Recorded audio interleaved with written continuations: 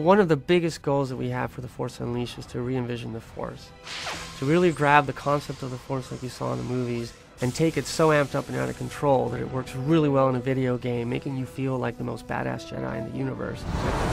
A perfect example is lightning. When you actually see the apprentice totally amped up in lightning, not only does it go purple and crazy, but he can actually nuke many, many guys, more than you've ever seen in a movie before.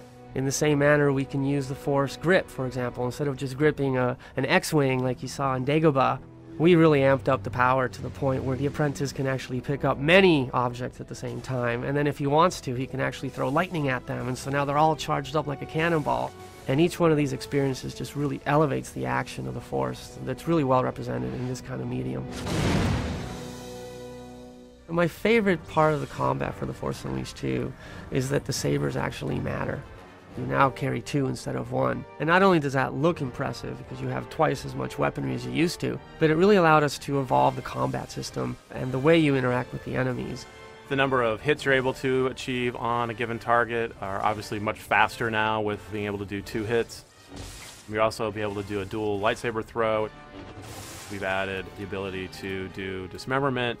You're able to decapitate guys now. The changes we made to the lightsaber really lend a lot more to the realism and immersion that the player will experience in the game. It's not just like a baseball bat. It's really going to be much more like what Star Wars fans have seen in the movies. We've also added some unique Force powers that didn't exist before.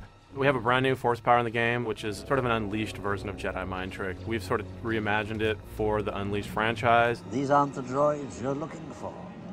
These aren't the droids we're looking for. We took it to the next level. You basically get a trooper and you turn him into your ally, and what he'll do is he'll turn around to attack other troopers. They actually might get so confused that they'll try to commit suicide. I can't do this anymore! They go so crazy, you can actually have them go into a bunch of other troopers and explode, and they all just fly into the air because it's basically a bomb. So another way that we really expose the amped up, out of control Force powers, the re-envisioning the Force, is with Force Fury. All of your powers go, if they were 10, now they're 100. For example, you can actually grab ATSTs and crush them into a ball and then use lightning against them and turn that into a cannonball that you can throw against other enemies. Or you can use another power we call Force Repulse. When you let it go, it literally disintegrates all the guys and turns them into vapor. With this Force Fury mode, they really give this new definition to what it feels to be unleashed in the game.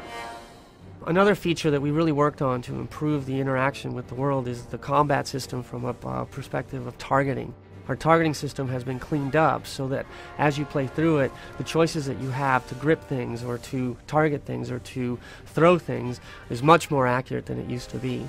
That, tied with a much more improved camera, really allows you to interact with the environments and with the enemy setups. We wanted to make sure that enemies that you fought mattered. We've specifically designed enemies not only to have very different visual characteristics, but also we've designed very specific units to have resistances to saber combat. We have units that have very specific resistances to Force powers. As you progress and become more and more powerful, you will find more and more powerful enemies. For example, the Gorog, this big ape monster type creature that you have to use very specific Force powers in order to defeat. Another one to note is this big Titan spider, 4-legged creature that very much attacks you in ways that are very different than the Gorog, so you have to use different Force powers to defeat him. It's amazingly fun to actually grab the Force and play with it like it's never been done before.